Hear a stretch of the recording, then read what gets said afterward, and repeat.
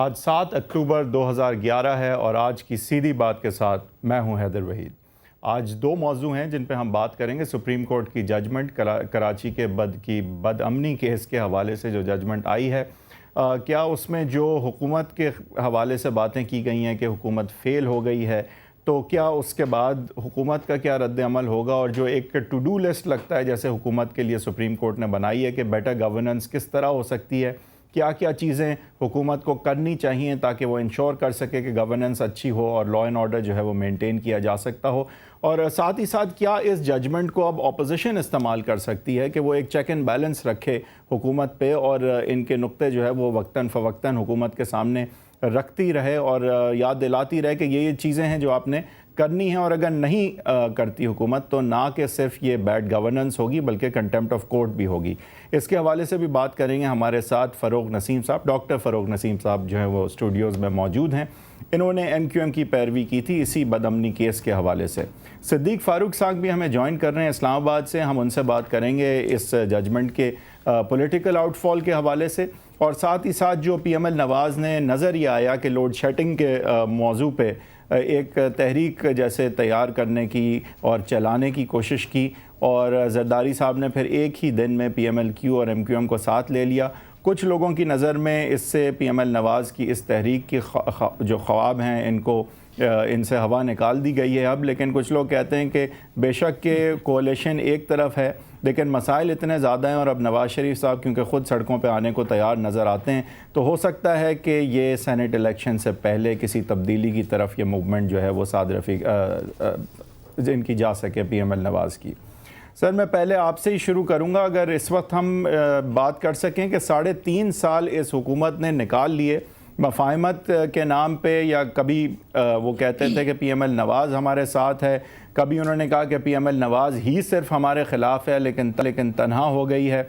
जो तू करके उन्होंने सुप्रीम कोर्ट का भी इशू टैकल किया, उन्होंने अमेरिका का इशू टैकल किया, उन्होंने MQM को जो है कभी रखा कभी नहीं रखा, जो तो करके उन्होंने जो है 3.5 साल जो है निकाल दिए।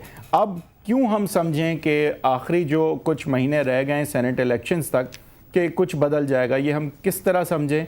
क्या आप ऐसी चीज़ करने जा रहे हैं, क्या ऐसी चीज़ बदली है कि हम ये समझ बैठें कि PML नवाज़ जो है वो एक इफ़ेक्टिव अपोजिशन का रोल प्ले करेगी, और हो सकता है कि हुकूमत को किसी ऐसे कोने में ले जाके खड़ी कर दे जहाँ उसे जाना ही पड़े सेनेट इलेक्शन से पहले? सिद्दीक और फारूक साहब। बिस्मिल्लाहिर्रहमानिर्रहीम। हैदर साहब, आपने एक अच्छा इंट्रो दिया और उसमें कई सवालात उठाए हैं, और मुझसे जो सवाल आप पूछ रहे हैं उस एक सवाल में भी बेशुमार सवाल हैं, लेकिन मैं यहीं से जवाब दूंगा। हमने कब ऐलान किया है कि सेनेट के इलेक्शन जो मार्च में होने जा रहे हैं उससे पहले हम हुकूमत को लाज़िमन उठा के बाहर फेंक देंगे? हमारी तहरीक हुकूमत को मजबूर कर रही है कि वो तमाम चीज़ें जो आप बता रहे हैं कि वो पत्ते भी खेल रही है, उसको उखाड़ा पछाड़ा, उसको साथ मिलाया, उसको दूर किया, सुप्रीम कोर्ट को टैकल किया बकौल आपके, और अमेरिका को टैकल कर लिया। हम तो ये कहते हैं कि जिस जमहूरियत की वो बात करते हैं, if it is by the people for the people, तो फॉर द पीपल कहाँ है? अवामुन नास के जो मसाइल हल होने थे वो कहाँ? यानी जब तक सुप्रीम कोर्ट जाके कराची में नहीं बैठी और उसने नोटिस नहीं लिया और वहाँ सबको बुला नहीं लिया, टारगेट किलिंग रुकने में नहीं आई। रादर जब उन्होंने देखा कि नोटिस लिया है और सुप्रीम कोर्ट बैठ रही है तो उन्होंने कह दिया कि जनाब भाग जाओ कराची, सिंध छोड़कर, टारगेट किलर्स भी छोड़ दें और जनाब अली भत्ताखोर भी छोड़ दें। तो ये कोई गवर्नमेंट फारूक साहब, मैं थोड़ा सा इंटरजेक्ट से इसलिए करूंगा क्योंकि आप ज़ाहिर है तनकीद तो करेंगे हुकूमत पे और आपका हक है और ज़रूर करिएगा, लेकिन होता यही है कि आप तनकीद तो करते हैं लेकिन साथ साथ ये भी समझाइए कि तमाम तर तनकीद के बावजूद, क्योंकि आप वाहिद नहीं हैं जो इस वक्त हुकूमत की तनकीद करते हैं, पूरा मीडिया तनकीद कर रहा है, लोगों की चीखें निकल गई हैं लोड शेडिंग से, महंगाई से, लेकिन फिर भी ना कि ये गवर्नमेंट जूं की तूं है बल्कि इसके री इलेक्ट होने की बात हो रही है। तो कहाँ गलती आप में कुछ तो कमी होगी ना कि इतनी मिस गवर्नेंस का भी आप फ़ायदा नहीं उठा सके, इतनी मीडिया आपके साथ, इल्ज़ाम लगता है कि जुडिशरी भी इस हुकूमत के ख़िलाफ़ है, तो ये सारी चीज़ें एक तरफ और फिर भी आप कुछ नहीं कर पा रहे। मैं ये अर्ज़ करूँगा कि ना जुडिशरी हुकूमत के ख़िलाफ़ है, ना हम हुकूमत के ख़िलाफ़ हैं, ना मीडिया हुकूमत के ख़िलाफ़ है। हम सब दर हकीकत इनकी जो बदआमालियाँ हैं, जो ये आइनी ड्यूटी नहीं अदा कर रहे, हम उसकी निशानदेही भी करते हैं। और अब जब हम निकले हैं बाहर तो देखिए, एक रात में कहा जी कि बिजली की तलब और रसद तो ठीक हो गई है, लोड शेडिंग ख़त्म। हम कहते थे कि ये खुद साख्ता है, हम कहते थे कि ये चीचों की मलियाँ और नंदीपुर के जो 2 पावर स्टेशन कराची में 1.5 साल से पड़े हैं और मरकज़ी हुकूमत पंजाब में लगने नहीं दे रही, 17 अरब रुपए का उस पर हर्जाना हो गया है। और 900 मेगावाट बिजली अगर वो लग जाते तो महीने 2 महीने के बाद 900 मेगावाट बिजली भी इंजेक्ट हो जाती। हम ये कहते थे कि ये सर्कुलर डेट दें, 20,000 मेगावाट बिजली की गुंजाइश है, ये पैदा हो सकती है, लोड शेडिंग का सवाल नहीं पैदा हो सकता। लेकिन इन्होंने जब हम बाहर निकले तो इन्होंने 24 घंटे में कहा जी तलब और रसद, यानी 7,000 मेगावाट बिजली रात ही रात में पैदा हो गई। तो इस तरह से हमें जो बात सामने आई है कि एक तरफ हमारे लिए मुश्किल ये थी कि सर पे तलवार लटक रही थी, जमहूरी निज़ाम को लपेट ना दिया जाए। दूसरी तरफ ये थी कि ये शहीद ना हो जाएं। तीसरी तरफ ये थी कि सिंध का कार्ड खेलने से ये बाज ही नहीं आते, सिंध कार्ड। तो हमने इन्हें एक्सपोज भी करना था। हमारे इस इक़दाम से ये हुकूमत एक्सपोज हुई है। सुप्रीम कोर्ट का ये काम है कि वो तमाम इदारों को, एग्जेक्टिव को या जो दूसरे इदारे हैं उनको अपनी आइनी हदूद में रखे और इसी तरह से शहरियों को जो है तहफ़्फ़ुज़ फराहम करे, शहरियों को हुकूक ले कर दे। तो कराची का फ़ैसला हो, यह हमारा इक़दाम हो। हम तनी हुई रस्सी पर चल रहे थे। अब हमने ये देखा कि 3.5 साल जब हमने दिए, और अब ये नहीं कह सकते कि जी हमें वक्त से पहले इन्होंने हमारे ख़िलाफ़ मूवमेंट चलाई है और उठा के फेंक दिया है और ये शहीद बन जाएं। तो जो मुहिब वतन सियासतदान हैं, जो ज़िम्मेदार सियासतदान हैं, जिन्हें अपने फ़राइज़ अदा करने हैं और करने आते भी हैं अल्लाह के फज़ल करम से, उन्होंने अपनी पॉलिसी से ये साबित कर दिया है कि इस हुकूमत में करप्शन भी है। ये हुकूमत डिलीवर भी नहीं करना चाहती जब तक अभी इनके खिलाफ बहुत डंडा ना सीनियर उठाया रहनुमा जाए। ने हमें ज्वाइन भी किया है, उनकी तरफ भी जाएंगे। लेकिन अगेन फारूक साहब, आपकी तमाम तर तनकीद सर आँखों पे आपका हक है, आप करें, लेकिन साथ साथ ये तो समझाइए सर, एक दफ़ा फिर आपसे पूछूंगा, ऐसा क्यों है कि अगर इतना सब कुछ बुरा है, और मैं नहीं कह रहा बुरा नहीं है, बहुत बुरा है इस वक्त हाल, तो फिर ऐसा क्यों है कि अवाम इस वक्त जो है इनके री इलेक्ट होने की बातें सुन रही है मीडिया पे?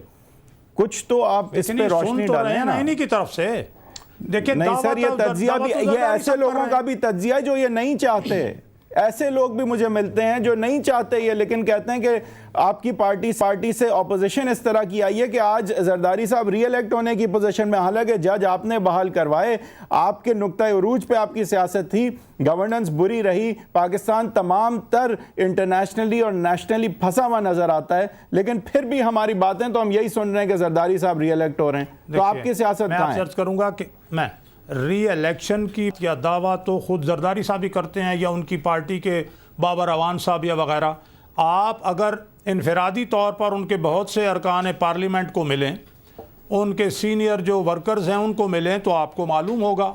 जो अंदाजे हैं, जो आवाम में जाके आप पूछ लीजिए कि क्या हो रहा है, तो वो दावा करते हैं। उनके दावों को छोड़ दीजिए। अभी मसलन नवाज शरीफ साहब से गए हैं, आप देख लीजिए, थोड़ी सी मैं आप देख लीजिए इस कारकर्दगी से री इलेक्शन की बात, ये तो एक मजाक है सर। थोड़ा सा अगर अब सुप्रीम कोर्ट की जजमेंट का आपने जिक्र खुद ही किया, उसकी तरफ आना मैं चाहूँगा। जाहिर है कि इसमें एक बहुत इम्पोर्टेंट फरीक आपका इसमें इतना रोल नहीं था। जाहिर है कराची आपका भी शहर है। अगर मुझे 30 सेकंड दे दे तो मैं ज़रा बात कर लूँ फिर, जिसमें मैं ये अर्ज़ करूँगा कि सुप्रीम कोर्ट ने पाकिस्तान की तारीख़ में पहली दफ़ा जो डिस्टर्ब्ड शहर था उसमें बैठकर सबको सुन के एक फ़ैसला दिया, और बहुत सी बातें जो पहले शकूक व शुबहात और महज़ इल्ज़ामात की सूरत में थी उन्हें मुतय्यन कर दिया और बता दिया कि कौन कौन इसमें इन्वॉल्व है, कहाँ कहाँ हुकूमत नाकाम है। और उन्होंने ये भी बता दिया कि हुकूमत नाकाम हुई है। उन्होंने ये भी बता दिया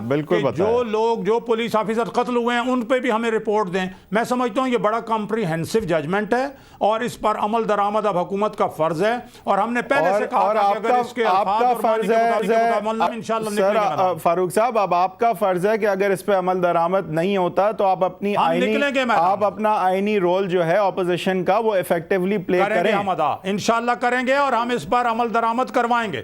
ये चलें, ये आपने बड़ी अच्छी बात की और जाहिर है आपका रोल पूरा मुल्क देख रहा है और आपका रोल जो जजेस की बहाली के हवाले से था, अगर आपने उस तरह का लगभग भी रोल प्ले कर दिया तो मुझे पूरा यकीन है कि ये इम्प्लीमेंट होगी जजमेंट, लेकिन बहरहाल हम देखेंगे इंशाअल्लाह। आपने वो सुना हुआ ही होगा कि हम देखेंगे। और बहुत सारे लोगों ने आपका रोल भी कराची में देखा और ये जो जजमेंट आई है इसमें MQM जो है वो एक बहुत सिग्निफिकेंट, इसमें MQM का भी जिक्र आता है।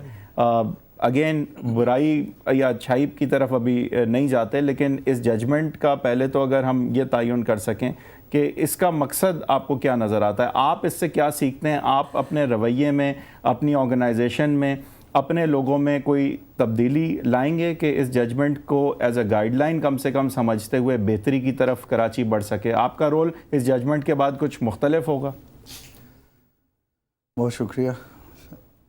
कल से बाकी तमाम मुअज़्ज़िज़ एंकर पर्सन्स की तरह आपने भी जजमेंट के सिर्फ 2 पेज वो पढ़े हैं, सफ़ा नंबर 11 से लेकर 15 तक, जो शायद प्रोसीडिंग का पार्ट हैं।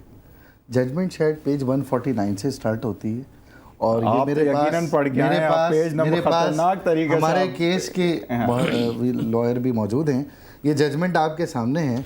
मुझे बताइए जजमेंट में कहाँ लिखा है कि MQM के ऊपर सारा फैसला दिया गया है? मैंने नहीं कहा, मैंने कहा MQM का जिक्र है बार-बार। किधर? 149 से शुरू कर दें। नहीं, 149 से जजमेंट नहीं है ना, स्टार्ट है ना 149 से। नहीं, जजमेंट तो स्टार्ट होती है पेज, नहीं, दैट इज द प्रोसीडिंग। नहीं, ठीक है। अच्छा, और जब आप प्रोसीडिंग की बात करते हैं, आप अगर ये एक सेकंड आप अगर ये कहना चाह रहे हैं, लॉयर आप इसमें फर्क करें खुदा के। अच्छा, वैसे मैं आपको बताऊं कि आप अगर इस तरह नहीं, एक सेकंड मैं ये क्लियर कर दूं, एक क्लियर कर लें। अगर आपका इशारा इस तरफ है कि अगर सुप्रीम कोर्ट कोर्ट करता है पुलिस को, ISI को, किसी और को, तो वो उनकी डिक्लेरेशन नहीं है, तो मैं मानता हूं इस बात को, लेकिन जिक्र तो आपका बार-बार है ना। नहीं, देखिए अब मैं अब वो तस्करा मैंने अर्ज किया ना 4 पेज। अच्छा, आपके वकील बैठे हैं इसलिए मैं उनके पास आपके वकील बैठे हैं। इसमें ना 21 सफ़ात, जब वकील बैठे हो तो वो क्लाइंट से बात नहीं करते। 21 से 25 सफ़ात हमारे भी हैं। इसमें हमने भी कुछ कहा है, उस प्रोसीडिंग में हमारा भी कोई स्टेटमेंट है। वो भी सुप्रीम कोर्ट की डिक्लेरेशन नहीं है जो आपने कहा। 11 वो केसेस भी हैं जो मिसिंग है आज तक। इसमें 19 उनका भी जिक्र है जो तशद्दुद के बाद बाजियाब हुए हैं।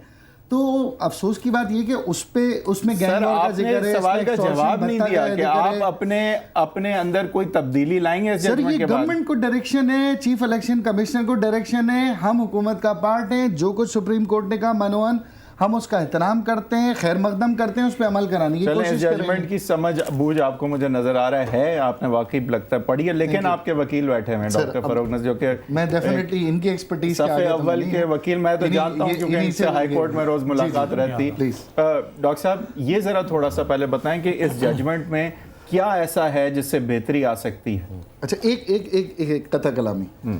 इस जजमेंट में 12 मई के भी इल्जामात थे।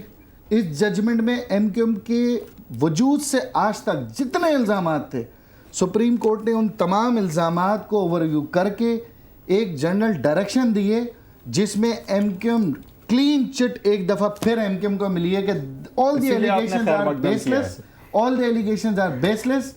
और वो तमाम उसके ऊपर वकील से तो बात कर लूँ। आप डॉक्टर साहब क्या हम ये समझें फिर कि इनका ये कहना है कि जब आप जिस तरह वकालत में होता है कि अगर आप कोई चीज़ इशू बनाएं केस में और दलीलें भी उस पर पेश करें और फिर कोर्ट उस पर फैसला ना दे, तो फिर हमें जो है समझना ये चाहिए कि जैसे वो इशू अब फिर एजिटेट नहीं हो सकता और सुप्रीम कोर्ट ने उस पर फैसला भी नहीं दिया है, तो अब हम किस तरह देखें इन चीज़ों को? एक्चुअली जो नेचर ऑफ प्रोसीडिंग्स है उसको हमें थोड़ा सा समझना पड़ेगा। मेरा आर्ग्यूमेंट यही था कि नेचर ऑफ प्रोसीडिंग्स जो ये सुओ मोटो थी, ये एडवर्सेरियल नहीं है, ये इनक्विजिटोरियल है, आसान ज़बान में कि ये सुप्रीम कोर्ट किसी पे यहाँ इल्ज़ाम लगाने नहीं बैठा। सुप्रीम कोर्ट कोई इसका मौक़िफ़ लेके और दूसरी पार्टी का मौक़िफ़ लेके कोई जजमेंट देने नहीं बैठा। जो इसमें मीडिया ने न्यूज़ ये चलाई जजमेंट से पहले, जज और प्रोसीडिंग्स के दौरान और जजमेंट आने के बाद, वो एक चैनल ने तो ये कह दिया कि ये सुप्रीम कोर्ट ने डिक्लेरेशन दे दिया है कि फ़लाँ पार्टियां जो हैं वो बत्ताखोर हैं। एक्चुअली ये अगर पैरा 38 का जायज़ा लिया जाए इस जजमेंट का, तो उसमें ये लिखा हुआ है कि DG रेंजर्स की रिपोर्ट पेश की गई और उस रिपोर्ट में ये कहा गया है कि ये जो पॉलिटिकल पार्टीज़ हैं, एएनपी का नाम पहले है, एएनपी है, एमक्यूएम है, पीपल्स पार्टी है। नहीं, एएनपी का नाम पहले इसलिए होगा क्योंकि अल्फ़ाबेटिकल ऑर्डर से शायद जा रहा है। आप सही कहते हैं, मैं उसको नहीं क्वेश्चन कर रहा। उन्होंने कहा कि बाज़ लोग ये क्लेम करते हैं अपने आप को कि ये वो इन पॉलिटिकल पार्टीज़ के मेंबरान हैं और बत्ता ले रहे हैं। सुप्रीम कोर्ट ने डिक्लेरेशन तो कहीं नहीं दिया, सुप्रीम कोर्ट ने ऑब्जर्वेशन नहीं दी और सुप्रीम कोर्ट ने ये क्वेश्चन डिटर्मिन भी नहीं किया। सुप्रीम कोर्ट ने हाँ ये बात ज़रूर लिखी है कि अगर पॉलिटिकल पार्टीज़ हैं और पॉलिटिकल पार्टीज़ के अंदर कोई क्रिमिनल एलिमेंट्स हैं तो फिर ये इनका सबका फ़र्ज़ बनता है कि उससे डिसएसोसिएट अपने आप को करें। और जो काली भेड़ें इस इनके हवाले यहाँ, से आपने क्या करना फिर? मैं एक चीज़ बता दूं फिर आप नहीं, मैं चाह रहा हूँ कि दलील आपकी तरफ से आए और काउंटर दलील मैं इनको दूं। मैं एक चीज़ बता दूं क्योंकि मैंने जब इनसे डॉक्टर फारूक सत्तार साहब से इंस्ट्रक्शंस लिए, मैंने बड़ा क्लियरली उनसे केस समझा जी। तो उन्होंने ये फरमाया कि पिछले 3 से 4 साल का 5 साल के अरसे में मुत्तहिदा कौमी मूवमेंट ने कोई 2,500 से 3,000 लोगों को अपनी सफ़ों से खारिज किया।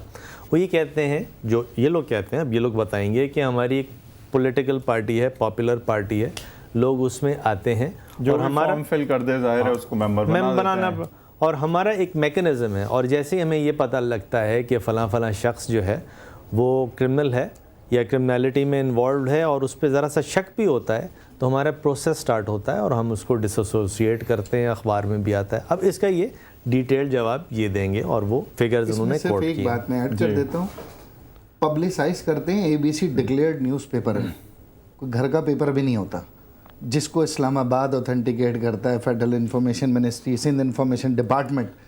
और 94-95 जब आर्मी ऑपरेशन था, डॉन की मैं आपको वो कटिंग्स ला के दिखाने तैयार हूँ जिसमें हमने उस दौर में भी, ऑपरेशन में भी, लोगों को जराइम में मुलव्वस होने पे, जबकि हम खुद इस वक्त ज़ेर एताब थे, रियासती जबर में थे, हमने लोगों को पार्टी से खारिज किया। तो आज और ये कोई और पार्टी नहीं करती, फारिग करने के लिए कोई और पार्टी आज है ज़रूरत आपके ख्याल से और लोग मजीद लोगों को इतना फारिग बड़ा मुल्क की तीसरी बड़ी कौमी जमात है, पूरे मुल्क से लोग आ रहे हैं, सियालकोट से, फैसलाबाद से, और ऐसे नहीं सिर्फ कराची में निकालते हैं, हमने झेलम से भी अभी अपना सेटअप ख़त्म किया, हमने दादू से सेटअप ख़त्म किया, नवाब से, मतलब उनको डिसॉल्व किया और उसके बाद नया सेटअप हम लेकर आए।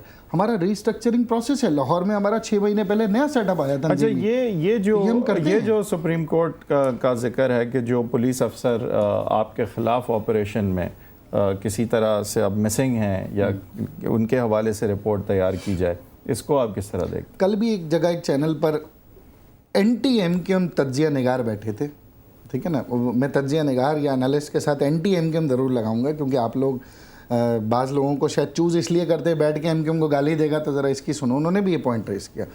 वो तमाम नहीं आपसे तो डेफिनेटली आप तो मीडिया हैं, ताकतवर हैं भाई, आप तो इस वक्त। तो मैं गुजारिश कर रहा हूँ कि उन तमाम केसेस में जो पुलिस वालों के कत्ल में चली, जिसमें आखिरी रेंजर्स के लायंस नाइक का कत्ल सोहराबगढ़ पे हुआ, उन तमाम में लॉ इन्फोर्समेंट एजेंसीज के किसी एक प्रोसीडिंग के अंदर भी, किसी एक जजमेंट के अंदर भी अदालत ने MQM के किसी रुकन को, MQM के किसी कारकुन को, जो MQM का सिटिंग कारकुन है, उसको कहीं पर भी मोरद इल्ज़ाम या सज़ा नहीं दी। और आखिरी बात, इस किसी भी प्रोसीडिंग में ये जितने बैठे तज्जिया निगार या दीगर और पॉलिटिकल पार्टी से कोई एक भी जाके फरीक नहीं बना अगर किसी के पास कोई ग्रीवेंसेस हैं, रिजर्वेशन है, सबूत है, जो हुकूमत वक्त थे उस वक्त, वो खुद भी नहीं फरीक बने। सर असल में बात ये है ना कि आप अपनी जगह ये दुरुस्त फरमा रहे हैं ख्वाजा साहब, मतलब परसेप्शन पे मान लूंगा मैं देखें परसेप्शन की सारी किताबें हम खोल के सियासत है ही परसेप्शन से, वो कोई अदालत में बियॉन्ड हमारा कसूर ये है कि रॉकेट लॉन्चर लेके हम जरगा नहीं करते, हम वहाँ परसेप्शन नहीं है। परसेप्शन सिर्फ MQM के ऊपर है क्योंकि ये टोटल बेसलेस है ना। पूरा कोर्ट आपके पास है, सुप्रीम कोर्ट हमारे अंडर इंस्ट्रक्शन। सवाल ये उठता है, हमें ब्रेक की तरफ भी जाना है, के फैसले में भी तकलीफ है, आज सुप्रीम कोर्ट के फैसले में भी तकलीफ है, ब्रेक की तरफ मुझे जाना है। लेकिन इशू ये होता है ना कि जहाँ ठीक है अगर सुप्रीम कोर्ट डिक्लेयर ना भी करे, इतने सारे लोग इतने सारे इल्ज़ाम आप पे लगाएं तो लोग ये कहते हैं कहीं तो सच होगा। सर 65 पुलिस वाले तो इस 3.5 साल में लियारी में कच्ची बरादरी में सोहराबगढ़ में कत्ल हुए हैं। 65 रिकॉर्ड निकलवा लीजिए भी पुलिस का, वो 65 के 65 उनके ऊपर भी तो बात करें। वो भी करें। एक एक पुलिस वाला, एक एक हमारी जान के रखवाले पुलिस हैं, की कानून नाफिज करने वाले इदारों का हम एहतराम करते हैं, एक एक की इंक्वायरी हो, वो कहाँ हैं, वो रिपोर्ट्स कहाँ हैं, वो जजमेंट कहाँ है? देखिए ना, बात करना बहुत आसान है, बैठ के एक पॉलिटिकल पार्टी को मेलाइन कर देना कि जी वो 94 में ये हुआ, 92 में ये हुआ, 28 अफराद आपको पता है मारगला में दफन है। सिद्दीक फारूक बड़े साहब बड़े से मैं वज़ीरों ने रिएक्शन- आकर ये बात बोली है ख्वाजा कि साहब, मैं सिद्दीक फारूक साहब ब्रेक के बाद मैं सिद्दीक फारूक साहब से इसका रिएक्शन लूंगा। मुझे यकीन है कि वो आप पूछना चाहेंगे कि जब एक मौका नज़र आ रहा था फाइनली कि हुकूमत जा सकती है, जिस हुकूमत के हवाले से आपने भी तमाम तर बुरी बातें पिछले कुछ महीने में की, तो आपने जो है हवा निकाल दी ऑपोजिशन की वापस हुकूमत में जाके। इस हवाले से आपसे पूछेंगे। डॉक्टर फ़रूक नसीम साहब भी हमारे साथ हैं और जो सारी ये जजमेंट है उसके हवाले से तशरीह कर रहे हैं और हमें समझा रहे हैं कि एक्चुअली सुप्रीम कोर्ट ने क्या होल्ड किया है और आगे इसके क्या कॉन्सिक्वेंसेस हो सकते हैं। एक ब्रेक के बाद।